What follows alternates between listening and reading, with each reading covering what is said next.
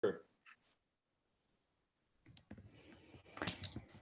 So, hello, anyone who will watch this recording later on the YouTube channel.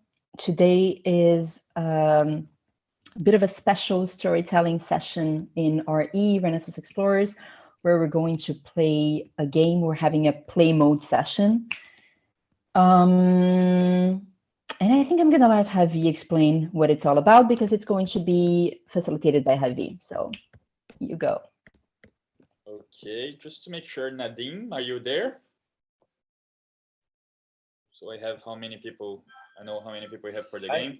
Yeah. I'm there. Oh, okay. You are I'm in on the your cell airport, phone. so I will be more inactive and just No supporting you with my probs. energy and love. No probs, no probs. Just to know. Yeah, if you are on your smartphone also, it will not be possible. So, all good. So I brought a game which was designed by Joanna Macy. Actually, she's a well-known facilitator, researcher, systems thinker. She's an American young lady. She's on her 90s today, and she has developed many different games to help people to reconnect with nature. And one of the games are the Tragedy of the Commons game. And the Tragedy of the Commons is a concept which is widely discussed in the eco scene. It comes from a concept that was actually proposed by an economist on, I don't know, something around 1830s. This guy, William Lloyd, he proposed, based on some mathematic calculations, that if we don't learn how to manage shared resources, we would end up consuming all of our renewable resources before they could regenerate. And then this was called the Tragedy of the Commons by a guy called Garrett Hardin. And actually this is the basis of all the environmental and sustainable movement, where we started having laws proposing that we would manage our resources. But there was a problem with that. The idea that Hardin was spreading was that basically we would need a top-down intervention from the government to develop policies that would control and manage these common resources. And then, of course, there was a woman. It would need to be a woman because only girls know about this kind of stuff and they have these amazing insights. And she actually won a Nobel Prize because of this. She criticized Garrett Hardin, say, hey, you're right about the tragedy of the commons and all that, but I think you are totally wrong when you say that it must be a top-down intervention. Why wouldn't we do a bottom-up intervention for that? If we put the power in the hands of the people, then they should be able to take care of that. And she dedicated most of her life to prove this, and she actually did, and that's why she got a Nobel Prize. So this was Elinor Ostrom, and what we are going to do here today is playing a very simple game where we have a common pool of resources, and you will start acting like dumb humans. Sorry, like humans, because humans are normally dumb. And you will start first with a lose-lose or win-lose approach. So you will try to consume all the resources at once. And then I'm going to ask you to have a conversation and exchange some ideas. So you self-organize, and in a bottom-up way, you start developing strategies to not to deplete completely the resources. Okay, while we are doing that. So this is basically a game that I'm proposing also to sensibilize people about the need for having something like seeds commons. And I would like to share with you, hello Mila, I would like to share with you a couple references if you want to go deeper into that. The proposal we are building with Seeds Commons is based on a bottom-up governance system. It's pretty much inspired by sociocratic principles. And actually, one of the biggest inspirations for Seeds Commons comes from an experiment that started running in India since the 70s, which is called the Children's Parliament, the Neighborhood Parliament, and the Women's Parliament. So if you want to know more about this, you can take a look at these links I'm putting here. Lots of juicy stuff there if you want to learn about a movement with more than 1 million people self-organizing in a bottom-up way, where they created a parallel government in India, in Kerala. You will probably like this. This movement was started by a very interesting guy. He's a very cute old man, Edwin Maria John. I had the pleasure of working with him for a while. And this is basically from where we got most of the ideas of proposing the governance of Seeds Commons. Okay, so if you want to learn more about that, these are the links. And now I'm going to invite you to play the game because you will leave me in more or less 20 minutes. So I need to enjoy that you are still here. So just to onboard Michael and Mila, we are going to play a game here, which comes from Joanna Macy. It's a game that was designed to show the dynamics of the tragedy of the commons. And we are going to start first playing this game with a very selfish attitude to mimic how humans are usually dealing with common resources. And then I'm going to invite you to design a win-win approach to these resources, to how we manage these resources. Okay, the basic idea here is that we are not trusting in a top-down government to decide how the resources are managed, but we are trusting in people and in the communities by themselves to design in a bottom-up way how we can manage common resources. Okay. So I'm going to send you a link of the Miro board I have prepared. Anyone here is not familiar with Miro? Please don't be ashamed for that. Just open your mic and tell me, so I know I need to explain you some stuff first. No, everyone is acquainted with Miro. All good. Nice. Okay, so Nadine will not be able to play because he's on a smartphone. Michael, are you going to play with us? Are you in a computer? Yes, I am perfect and familiar with Miro. Looking forward to it. Great. So let me see here. Let me show you first our game board.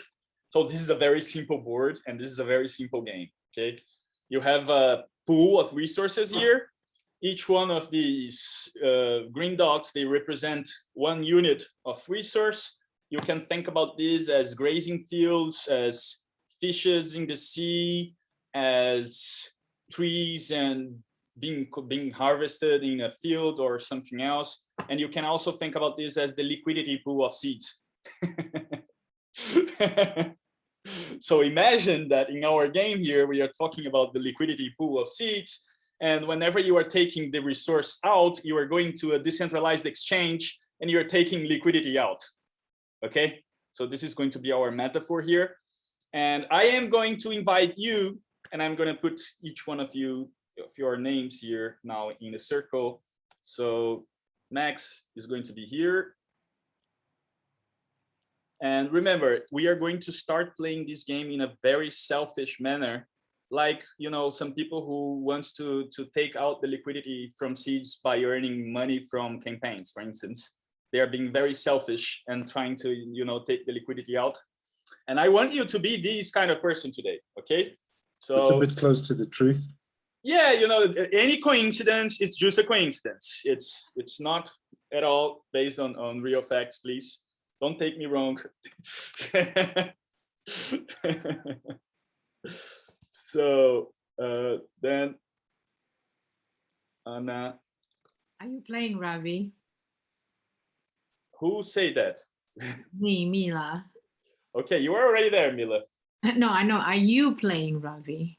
No, I'm just observing and telling you stuff. Mark, and then Irina, and Nadine will not be able to play because he's on a smartphone. So, okay. Irina. Nice. So let me explain to you what is going to happen here. Have you, Apostle arrived also? Okay, and Apostle. Yeah, who else? Max, are you playing? Can you play on Miro? If I can tell Javi what he should give me, then I can. If I have to go on the mirror board myself, then no. Okay, no, okay. You gotta go there, yeah. So I'm gonna change the apostles, Max names for apostles names here, and I'm gonna explain again to Apostle, and then after this, no one else will be able to join the game because I don't want to explain this over and over. So Ravi, Are you sharing the link for the mirror board? Yeah, yeah. I'm just getting things fixed before you join and you destroy everything. I'm gonna lock everything and make things Top-down approach, I can see it. Yeah, you can see, right? I am not trusting the bottom-up stuff here. Just because we have limited time, you know. If we had more time, I would trust you.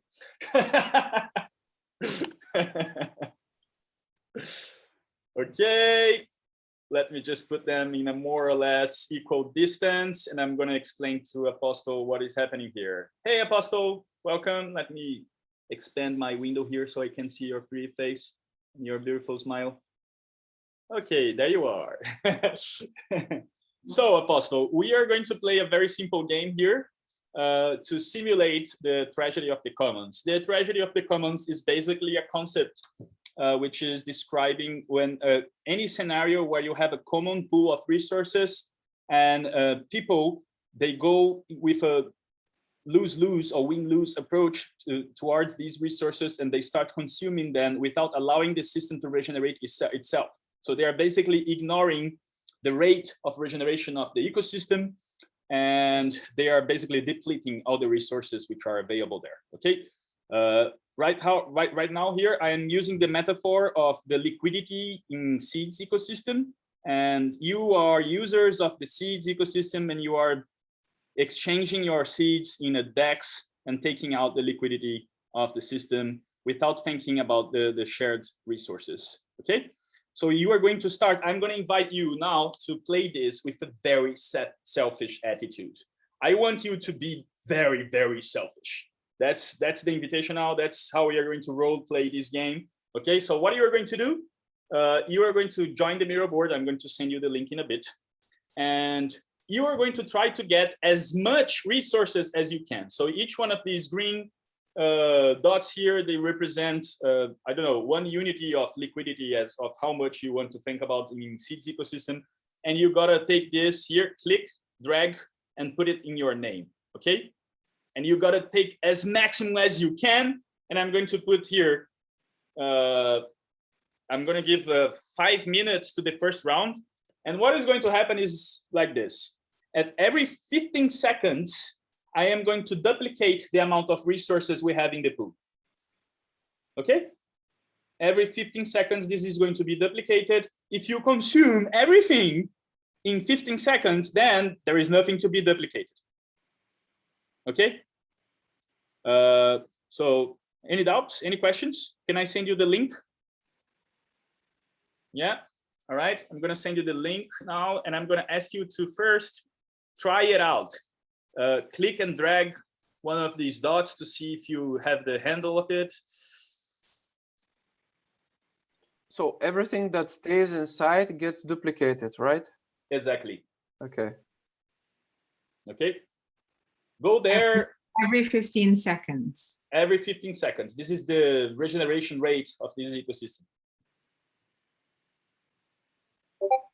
So just drag something there to see if it's working for you, if it's all good. Okay. I'm still joining. All right. We're going to wait for you. 1 second is still very slow today. No problems. I will tell you when it's. And you see that I didn't give you any other specific rules. So nothing is stopping you from selecting everything and taking everything at once, for instance. Okay. Great. Anna was very fast. That's the spirit. That's the spirit. That's what I'm looking for. I want you to be very, very selfish. You want to get more than everyone else. You don't care about anyone else. You only care about your own self-interest. You know, it doesn't matter if we have a liquidity pool which is sustaining all the ecosystem. No, it doesn't matter. It's only you and your own deals. Okay. I love what you're doing, Elena. Bring the resources back, people. I know, I can see you are good at dragging.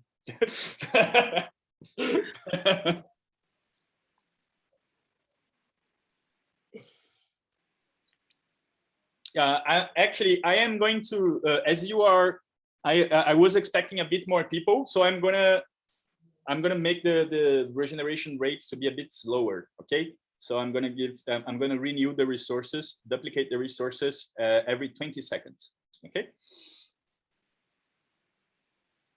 Okay, all the resources are back there. Everyone is here. Can we start? Yeah. All right, so remember, you are a selfish human being now. You don't care about anything else. Just go and take as maximum as you can. Wait a bit. I'm gonna start the timer. Yeah, Mark is getting the spirit. That's it, Mark. Be very selfish. Try to steal. That's the idea. All right. Okay, I give you 1, 2, 3, and go.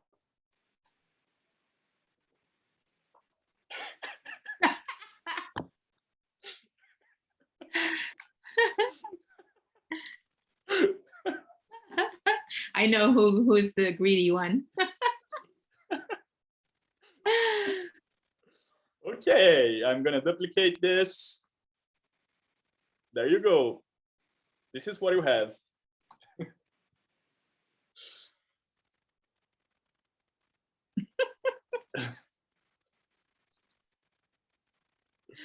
And done. There is nothing to renew anymore. You have fucked up the whole ecosystem. Congratulations. Anna. Anna's the 1%. Okay, so let's debrief a bit. What happened here? Why have we depleted all the resources at once? I know it's very obvious. I just want to hear from you. We were too selfish. Right? And what ideas do you have for making the resources last more? What can we do? It's to do with the scarcity mindset. Yeah, Can you expand?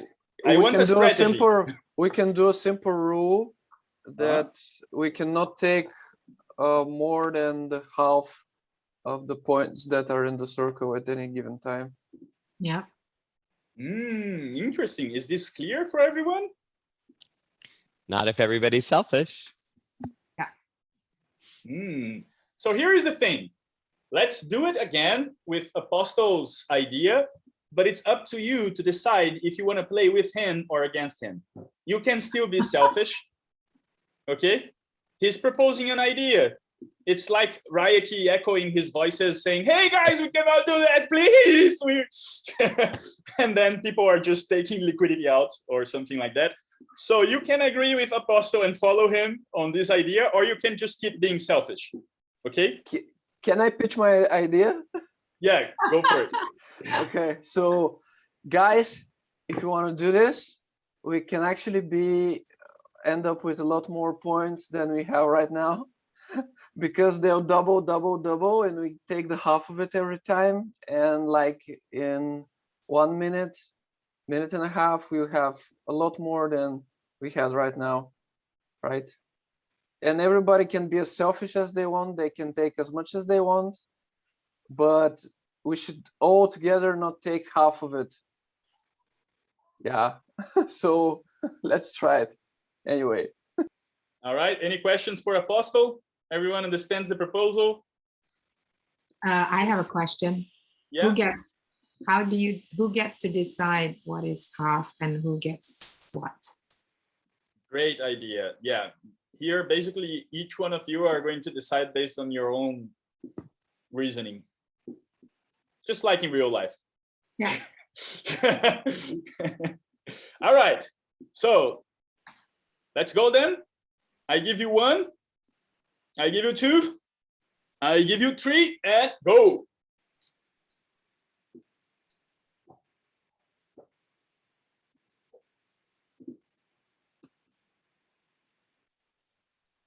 Anyone can be a selfish one, okay? You can play the lose-lose game as well. No worries.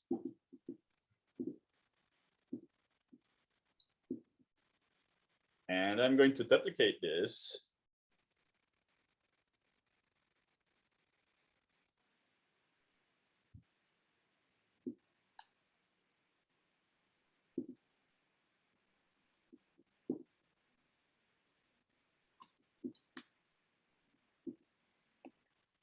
and again.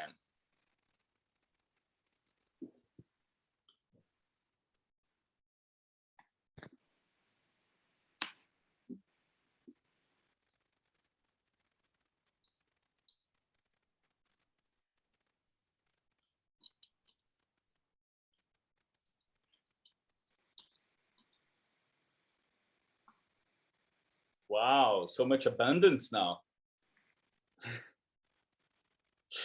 Oh, there is a selfish dude there. Yeah. The one that actually proposed it. Oh, that's also very common. You can only be selfish if you know the technology of multi-select. Yes, exactly. Oh, you can duplicate yourself. Duplicate the. Sometimes I can get more than one, but usually I can only get one. I only have one kind of a tool in the forest. That's true. What resources, what tools do you have access to? I actually am playing by the rules because the rules are we should leave half of it and half of it is still there. So Integrity go. is in the eye of the beholder. Yeah, there you go. There you go. So here, what we did is we started playing the game, everyone trying to follow the same rule. But I want to try something else with you now. Now I propose that each one of you follow a different rule. So I want each one of you to imagine how you could manage these resources without depleting them. And you are not going to tell anything to anyone. Okay, so I'm going to give you 1 minute to think about something, and you are going to act independently following different rules. All right, so I'm going to give you 1 minute for this.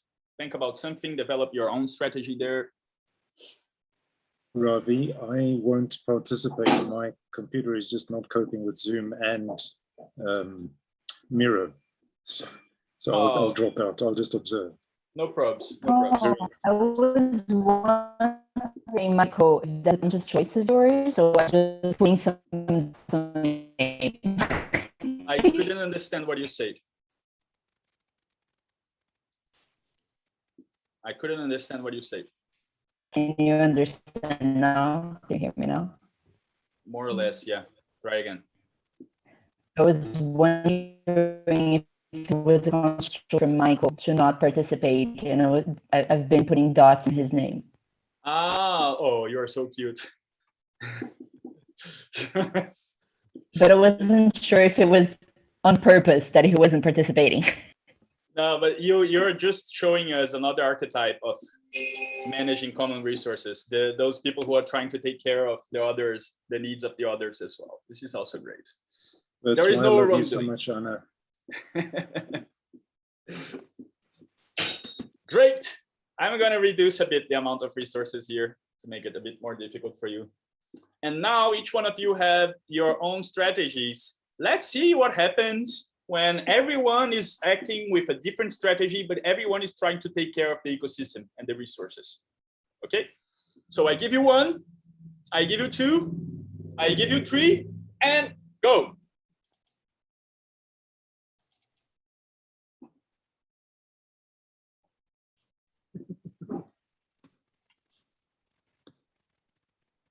All right, I will duplicate this.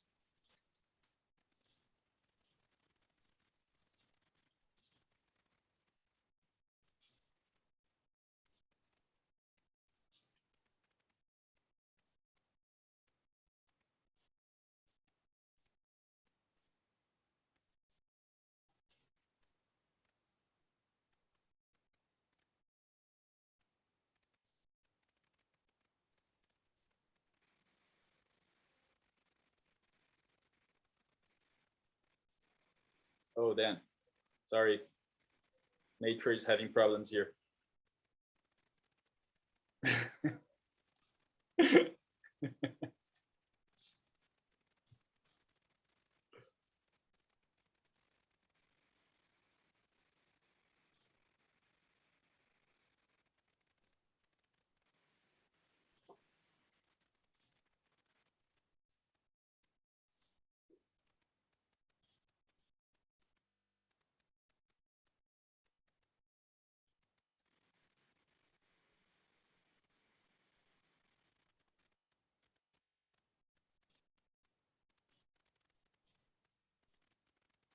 All right. I think this is enough. We can already see that you managed to manage the resources without depleting it. So what happened here? This is a different scenario. Everyone had a different strategy, but it's still working. Why is that? Because we are kind people.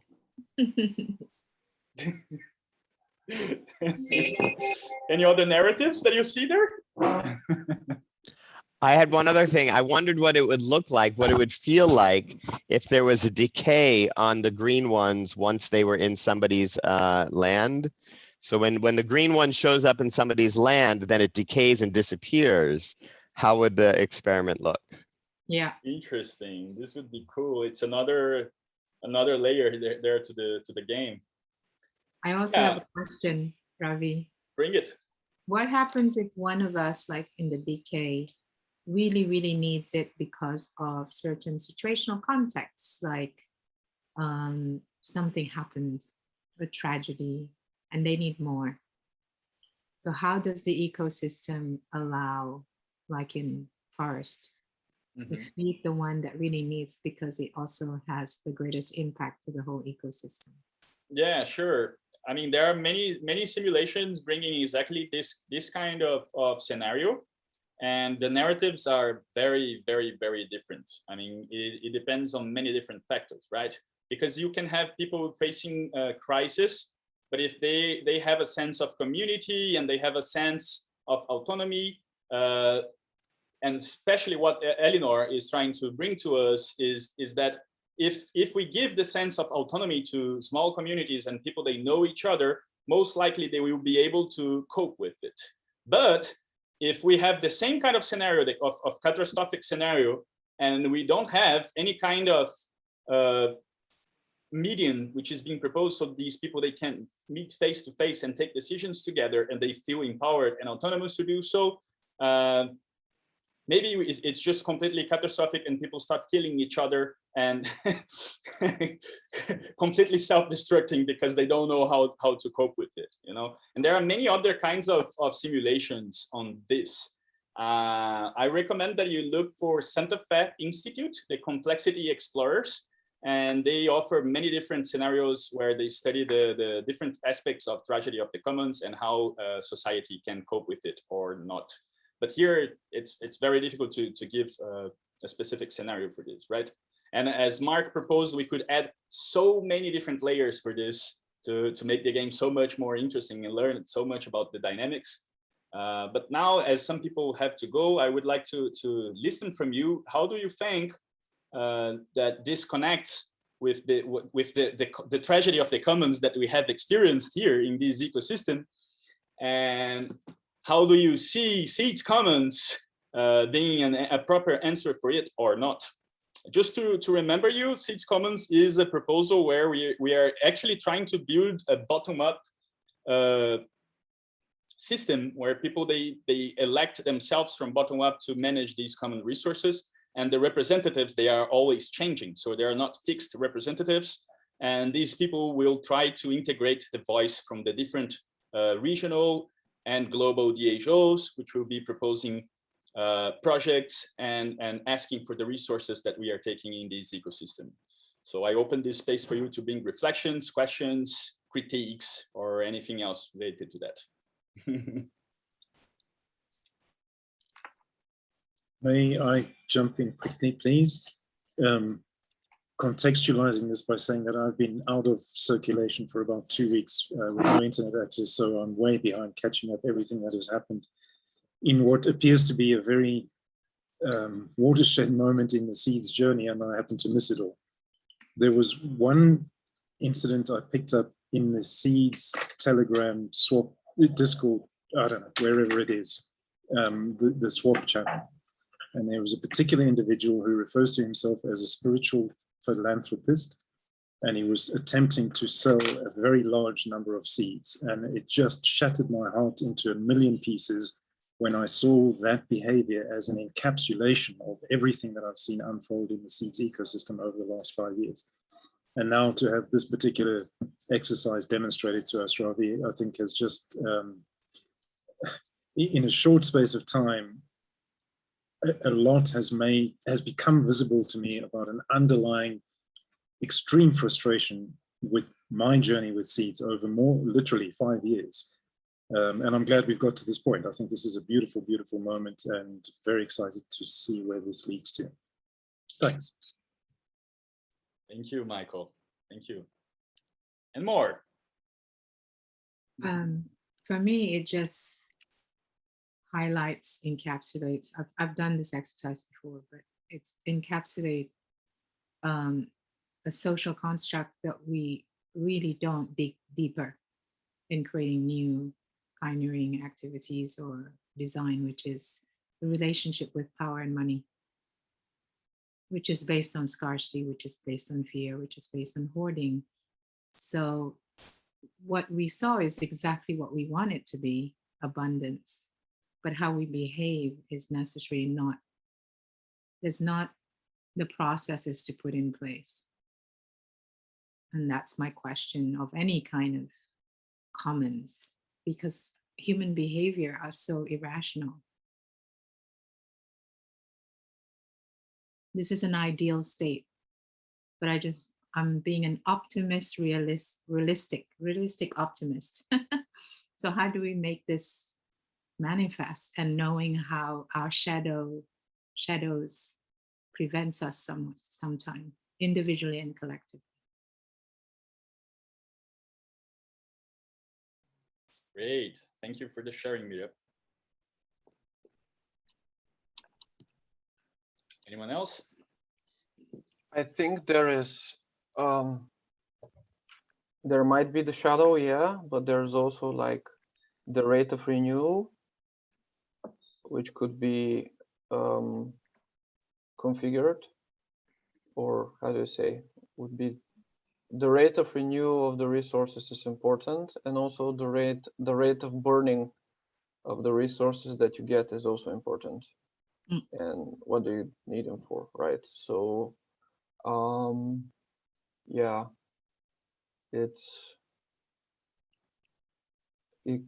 I can imagine a lot of these games, a lot of scenarios depending on different rates, right?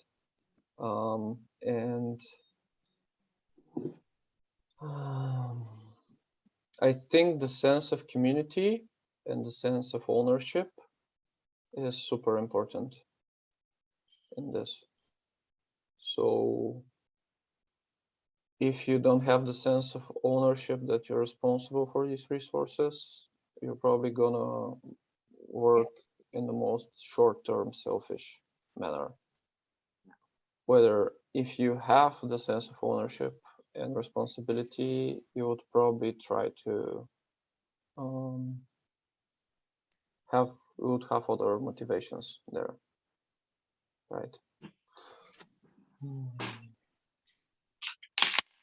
I think it really does come down at the deepest level to community. I remember when I was a long time ago reading an essay or a paper or something, and it spoke about the human behavior comes from the time when we were in small communities. And if you are walking on a mountainous area with your community and a saber-toothed tiger is in the distance and you fall and break your leg, will the community carry you so that the saber-toothed tiger won't eat you? And that is built into us, a worry that are we really seen? Are we really valuable to our community, such that when the saber-toothed tiger is in the distance or nearby, will they carry me or not? And so thinking about the seeds commons and even weaving in the liquidity, you know, that when the liquidity by Haifa was put onto Uniswap as an experiment, I fully expected people would sell some seeds and other people would buy some seeds, and we would experience what the balance was like. And it was put out there into the universe that we're putting $1 million of liquidity into this pool. to set the stage that it is limitless. It is abundant. And I was very surprised when the group that had the authority, the keys, got worried when some of the seeds were being sold, and without announcement pulled all the liquidity out. Because when you pull the liquidity out, and they didn't pull out 100% of the liquidity, they pulled out 90% of the liquidity. And when the 90% of liquidity is pulled out, then when somebody sells a little bit, the impact is much more fear. Because the price, wait a minute, there's supposed to be $1 million of liquidity here. And now, I only sold a little and look what happened. I better sell the rest. And so the experiment was, easy to predict what the outcome was going to be. The question isn't what the outcome was. That's obvious. The question is does it matter? Who cares? That's really the question. Why does it matter at all? Who cares what the price is in this land or in that land? It's wonderful if I can go to a farm in Vermont and buy a whole bushel of apples for $2, when in the middle of Manhattan, I get one apple for $2. Everything is local. So I think that there's a lot of lessons and a lot of learning that we can bring here into the Seeds Commons and be present with what these things mean. I also continue to feel it's incorrect that the Seeds Discord channel and the Seeds Telegram channel for swapping have been blocked so that nobody is allowed to post. I think removing communication is a bad idea, and I don't have authority to put it back, but I've asked for it to be turned back on many times, and it isn't being turned back on. Just let people talk. So people can't talk in the channels that are designed for people to meet each other to buy and sell seeds. They can only talk in other channels. That's silly. Great, Mark. I think you brought many really valuable parallels there.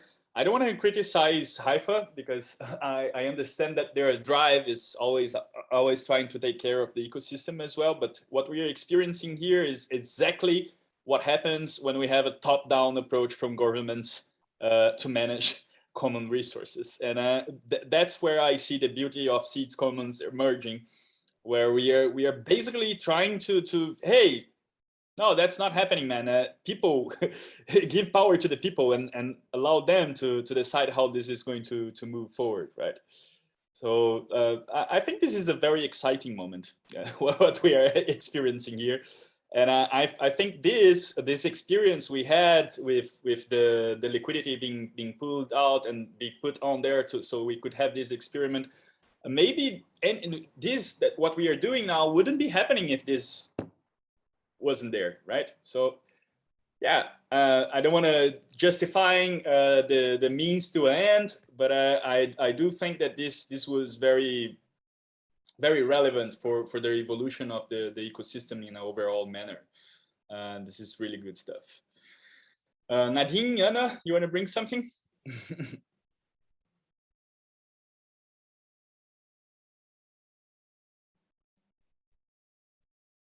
Hello, Tatsuo. We already played the game, I'm sorry. Sorry to be late. No problems. Yeah, no, can we move forward? I want to share some geek juicy stuff with you. Now I want to show you how these dynamics that we have just watched, they can be described by using causal loop diagrams. Actually, may I? Yeah, bring it. Bring it. Can you hear me well? Yeah. Yeah, okay. I was waiting to see if Nadim wanted to share, but yeah, I just wanted to share that I really enjoyed the game. Thank you. And two things jumped out for me and that are going to consume my brain into developing something that could be applied for the whole seeds ecosystem. One is very simple. I mean, both are very simple actually, and very obvious. It's just when we were playing the last rounds, I immediately zoomed out from the mirror board because before I was zoomed in, and that's why I could see Michael wasn't having any little dots, and I felt bad, and I started putting dots on his name, not knowing if I was messing up his little strategy or not. But I could only see because he was right by my side, because I was very zoomed in. And then in the last rounds, I immediately was in a completely different mindset, and I zoomed out to see the entire board and to see everyone. And my only strategy was, hey, let's make this flow for the whole, all the little circles, without considering the names in the circles, without considering the people that are attached to those circles. Point being, I wasn't considering or concerned with individuals or individual hubs. I was considering and concerned with the whole of the ecosystem. And at least to me, that changed a lot the way I was playing the game. And also the little thing that bothered me was is related to what Apostle was mentioning, the rate of renew. It's that at one point I noticed that I needed to stop the flow, and I did not like that feeling one bit. And so I think that's a main point of consideration if we're talking about seeds comments and liquidity within seeds. So yeah, those were my two aha moments. Bye, Mark. Nice. Yeah, we had 3 different scenarios, right? So the first one was a totally lose-lose one. And of course, the resources, they were immediately depleted. And then we had the scenario where one person proposed a strategy and the others followed. And this also worked, but it was a person from the community and not a top-down approach. And we had another scenario where each one of you had a strategy to manage the resources, and we managed anyway, right? So my point being here is that it doesn't matter if we are doing that together, if everyone has a different strategy of taking care of the resources. The problem is when we have none. If everyone has an idea of how to keep things there, and they are trying to take care of the interest of everyone at the same time and not only acting based on self-interest, we will probably be fine. Maybe it would be nice if we could coordinate something and we could act together following like a common plan. But if we don't have that and we still have people with local initiatives where they are trying to take care of these resources, this is already good enough. The problem is not even that we have in most scenarios nowadays, right? So I want to show you the Geek Juicy stuff here, which is basically a drawing of causal loop diagrams where we can see how these dynamics happen. So here what you have is you have a pool of resources here, okay? And then you have 3 different groups of people who are working together by taking out resources of the same pool. Okay, so this pool of resources here are going to feed the results of B, the results of A, and the results of C. Everything good so far? Okay, and then here we have 3 different reinforcing loops. What's that? The more activity you have from C, the more results you will have. The more results you will have, the more activity you will have. So this is an ever-going reinforcing loop. And you have 3 different reinforcing loops here, okay? And the more activity you have, the bigger the total activity of the system is. So it doesn't matter what is the activity we are talking about, if it's a currency liquidity pool, if it's some people fishing, if it's some people grazing lands, whatever. It's a common shared pool of resources, and they are using this same pool to generate their results. And the more results they have, the more activity they do. And they don't have limits for this, okay? And then when you have all that, this all sums up to the total activity, and the total activity is going to subtract the resources. Is the diagram clear for you? Any doubts? All good? Nice. So what I'm going to do here, I'm going to put it slower here. I'm going to start adding resources, and then the system will start running. I'm going to add resources, and then we are going to see what happens when we have 3 different groups of people taking resources from the same pool, which is basically what we had there with you playing the game now, but now we are going to watch that in a causal loop diagram. Okay, so let's go very slow in turtle mode so you can actually see this stuff. So there you go. Our pool of resources is full. Then it's feeding the results of everyone. B seems to be getting stuff faster. The bigger the activity, the bigger the total activity. So everyone is going to add here in the total activity. You see? Now look what is going to happen with the resources. Ta-da! Okay. So this is a very simple depiction of what we just experienced with this game. There are no agreements or policies here which are taking care of how these resources are managed. It's just infinite growth, unlimited growth. There is no limit for this. Okay, what we could do here is proposing, like Apostle said, like, oh, there is a rate of consumption of the resources. You can only take half at each time or something like that. Or we could also add a depletion of the resources or something like that. Okay, you can also add a rate of regeneration for these resources here, which is not included in the system. So this here is a very simple causal loop diagram to illustrate what we just saw happening now. I don't know if this adds any layer for you. I am in love with causal loop diagrams, so I like to share this with people. Maybe this doesn't make any sense for you. It's okay if it doesn't. Okay, you don't need to understand causal loops necessarily. It's just another way of looking to what we just saw. Bring it, Mila. Time. How does time, because it does impact the causal loop diagram. Oh yeah, sure. Here in this software, I cannot add variables I've tried to it. But yeah, totally. Time is also there. There are constraints within this. So this is kind of the optimum, but there are many system constraints that could completely be different in terms of the flow. Totally. Anything else? Anyone wants to ask anything else or to bring anything else? I know these causal loops diagrams are just a graphic depiction of what we just saw. All good? Yeah. All right. I guess the question is, what do you do if how do you manage if some of the activity don't bring results in the total activity, and this kind of real juicy questions, right? Because this is the ideal how it should work, right? But no, this is not the idea of how it should work. Okay, this is actually how we can completely deplete a pool of resources, and this is what is being shown here.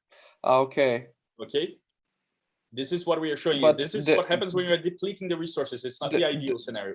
There is no I did not see a depletion in the movement. Okay, let's see again. Look, I'm gonna fill this resource pool. Okay, it's completely full now. Okay, You see? okay, yeah. This is full. I'm gonna speed it up. Look, completely empty now. You see?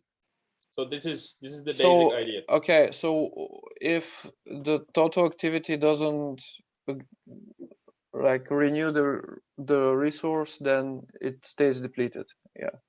Okay. Yeah, right. So there are many constraints that we could add here to this loop. So we would, for instance, reduce the activity and say, hey, you can only do X amount of activity in a day. You cannot do that unlimited, unlimited way.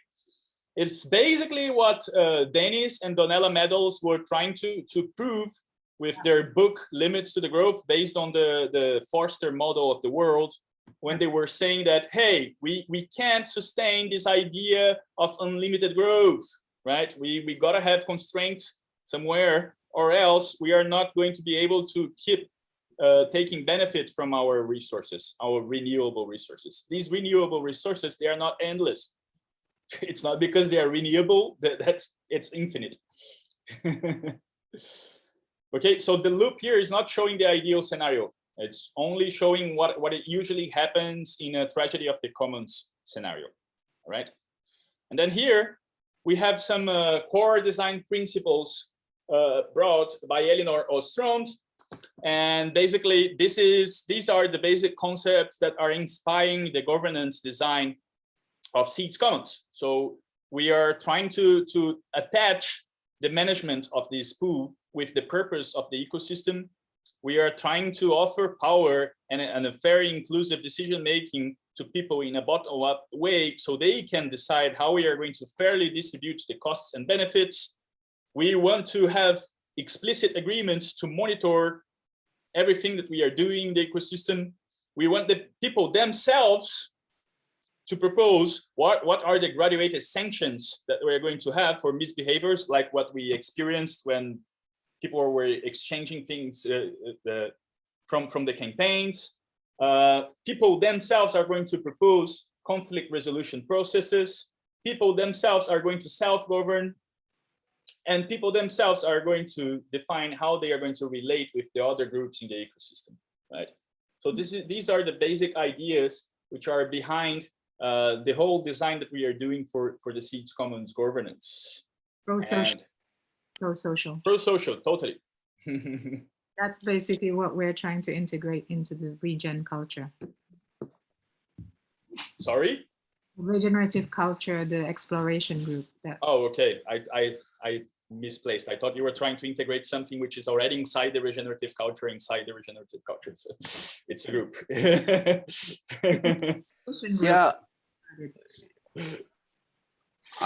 When I saw that row, and I was thinking even before that, actually, if you go a little bit deeper on why that 90% of the liquidity pool was pulled out, I don't know if you guys know that, but it was a result of a conflict inside the ecosystem that wasn't resolved. It was very painful, ugly, and it wasn't resolved for like months. So that fair conflict resolution process is super important to have. Yeah, and super complex. Yeah. Although can be very simple. Yeah. Mila, you want to bring something else? Bring it. No, I just said the conflict resolution is very, very important. But like Elinor Ostrom, based on her own research and many, many others like Google, it comes to the vision, the shared identity and purpose. So you can't have shared ownership unless you also have a shared purpose, which comes back to what's the common ground of the commons. Mm-hmm. Interesting. I always like to make a counterpoint with the idea of a shared purpose, with Stafford Beers saying that the purpose of a system is what it does.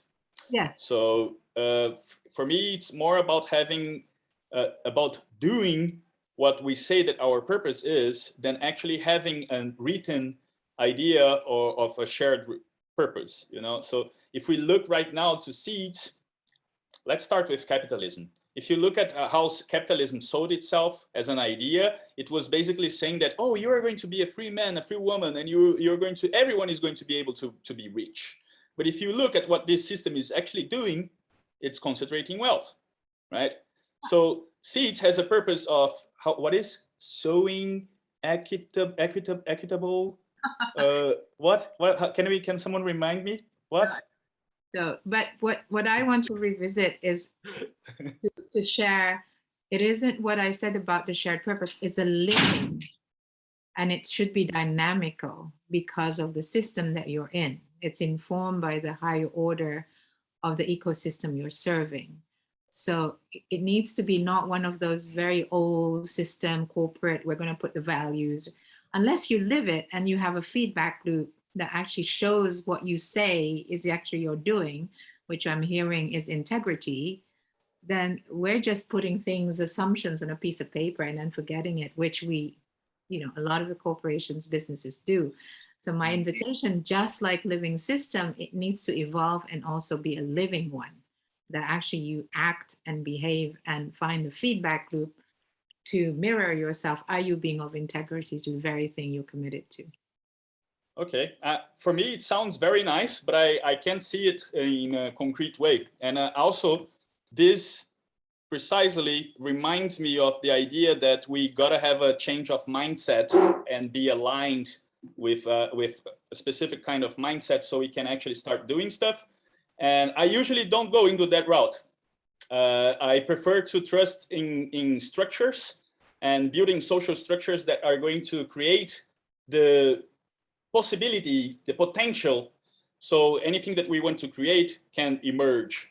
So instead of waiting for people to have alignment and having a shared common purpose or being in a specific kind of mindset, my specific approach is actually building structures that are going to propose rituals and artifacts that actually make people do stuff instead of waiting them to have a shared purpose, a shared mindset, or anything like that. I mean, this is just another kind of approach, right?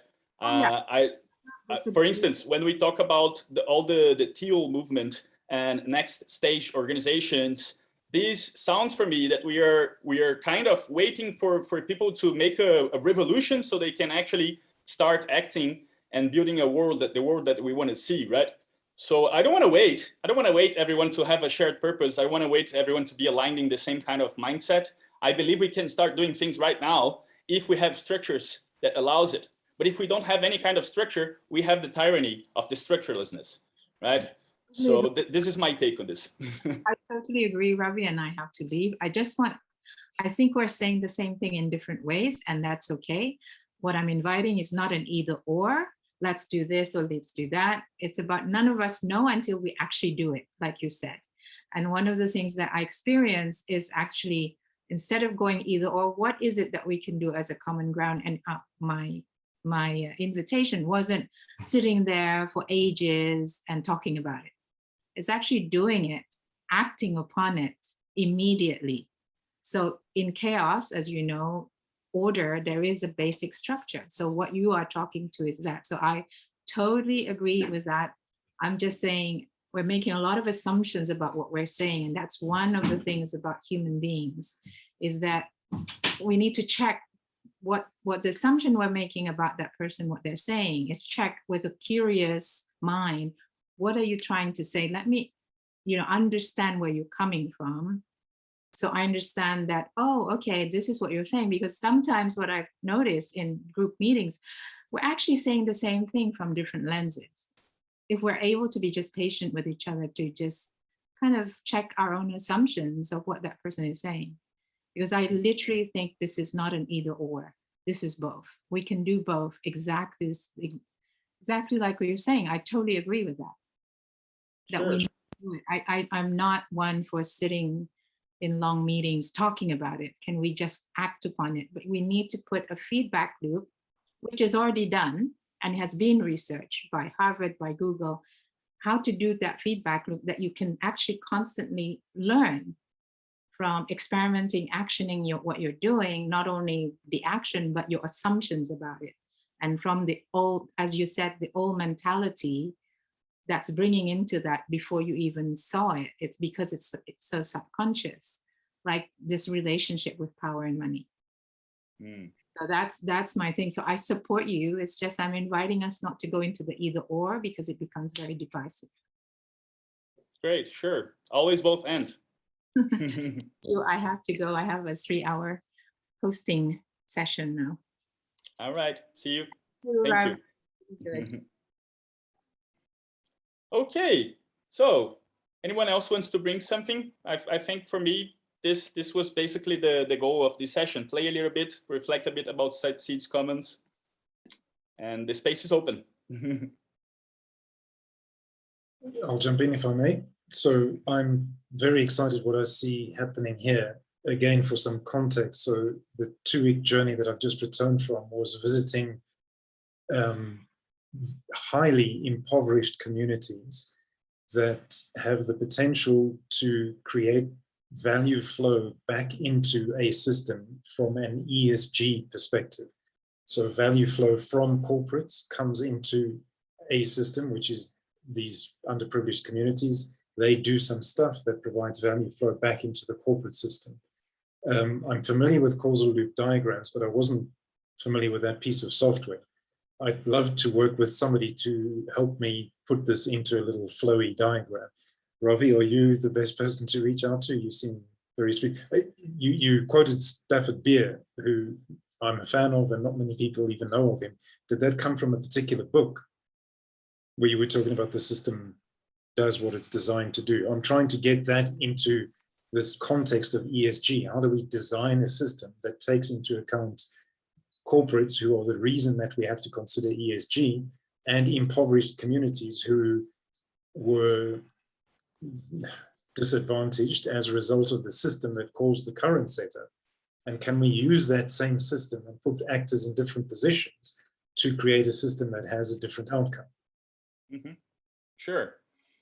Yeah, this saying, the purpose of a system is what it does. It comes from a book called Designing Freedom. Amazing name, right? Yeah. Designing Freedom by Stafford Beer. I just posted here the two softwares that I use the most. The first one I sent you is the software I use to make this diagram here that I showed you. The other one is the one I use to make more complex causal loops diagrams. And well, this is the whole idea of systems thinking, applied systems thinking, right? How can we repurpose systems? Because every system has a purpose. And what I like about this idea from Stafford Beer is that he's basically telling us to leave all that crap of purpose statements. Like, it doesn't matter what is the purpose statement you give to a system if you are not actually doing stuff, right? I think this is incredibly useful for change makers, so we don't get into endless discussions about why and about how can we do that, and we actually start trying stuff on the go. It's like Rumi also used to say, like, way beyond ideas and discussions about what is right or not, there is a field. I meet you there. So maybe some practical, if you don't mind me asking some questions to continue this conversation. No problems. Considering the emergence of a seed commons, considering my frustration with not being able to see how we apply this practically, and having just come back from an area, I mean, there's land available to us beyond what you can imagine. There's a workforce beyond what you can imagine. All the pieces are now in place. How do I use seeds to make this all happen? So somebody is calling for the registration of new DAOs and so on, which I'm happy to go and do, but is the timing right for this? You know, because I've been out of the loop for 2 weeks, I'm not sure what is the maturity of the seed commons, what's happening in the space where there are, I presume, a lot of Haifa and seeds people who are very unhappy with what's unfolding.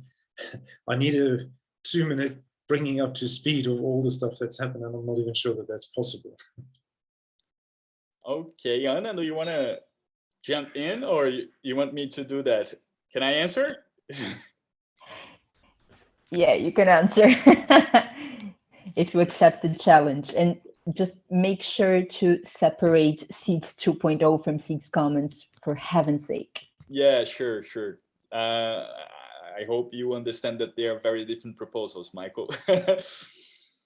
So Seeds Commons is basically a way of managing the liquidity that comes into seeds and giving power to the people so they can manage by themselves by building DHOs, which would be an acronym for Decentralized Human Organizations.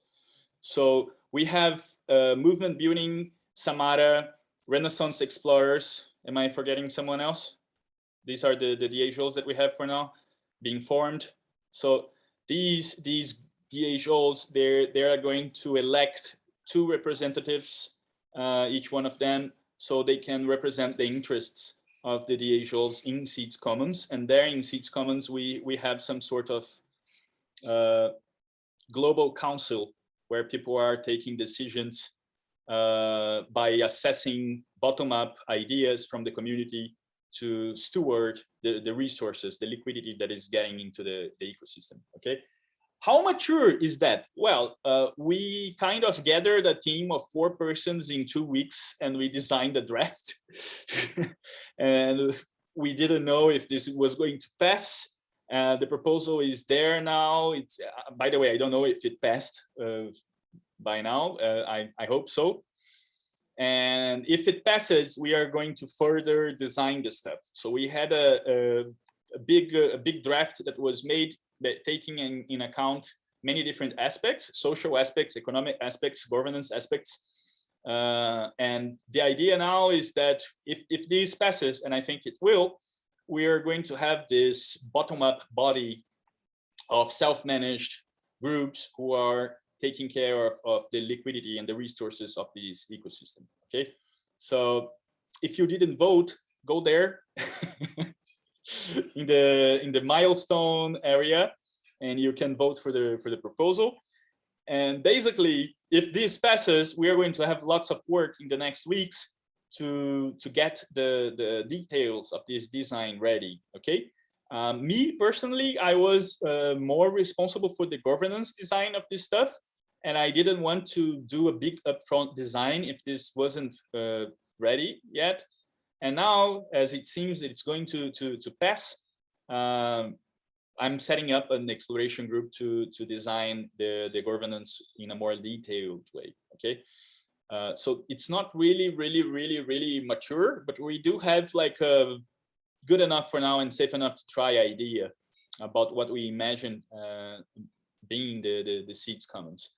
And of course, always taking inputs from the rest of the community and trying to integrate as many perspectives as we can.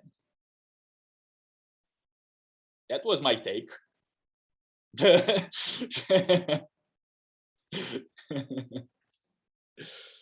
All right. So that's it. Anything else?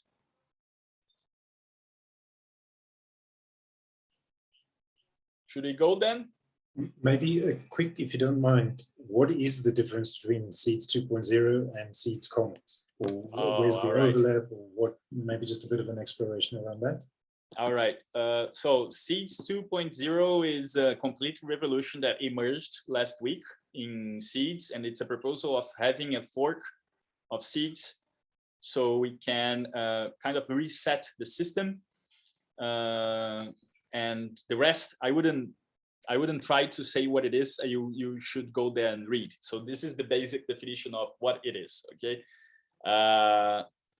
and this is generating a lot of noise in the community. Lots of people think differently, but I think this is going to happen anyway. So this is Seeds 2.0. It's the way I see it, and it's different from the way other people are saying about it. So this is Javi's perspective here, please. It's not what it is.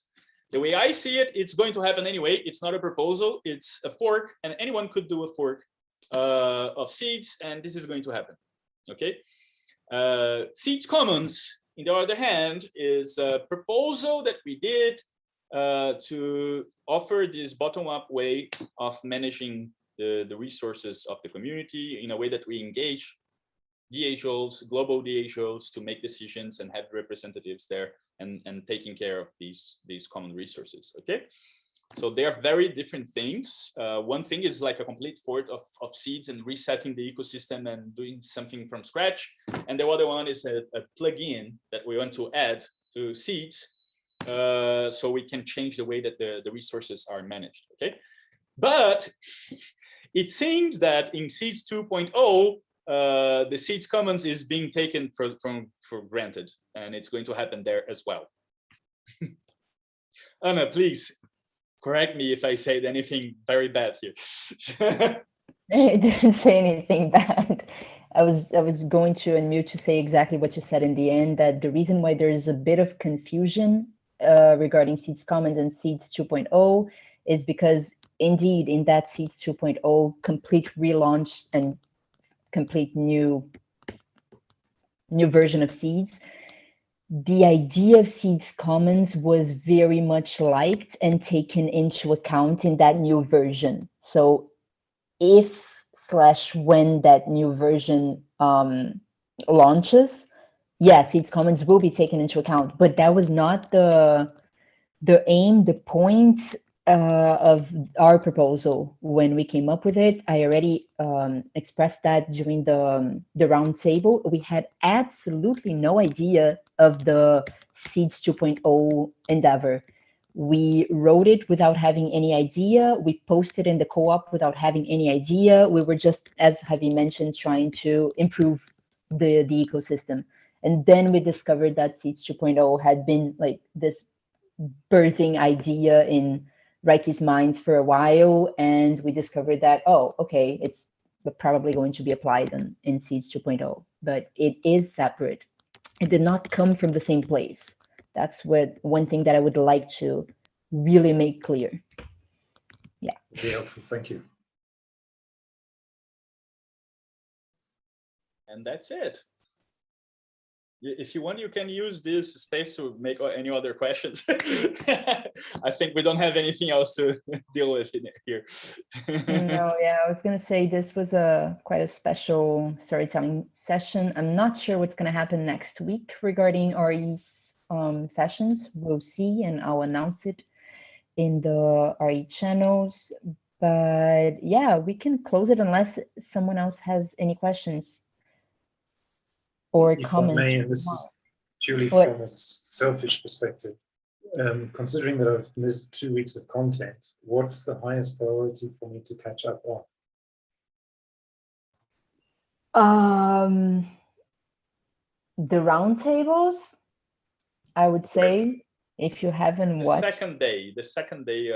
first day of the roundtable would be the most. Yeah, and not honestly, even. It's not a good. Even better, just read the document about Seeds 2.0. Like, skip the events. Yeah. Honestly, yeah. How was yesterday's outer session? I'm gonna stop recording now because I think we are done with the official part of the storytelling session. So thank you everyone watching us on YouTube. Beijos.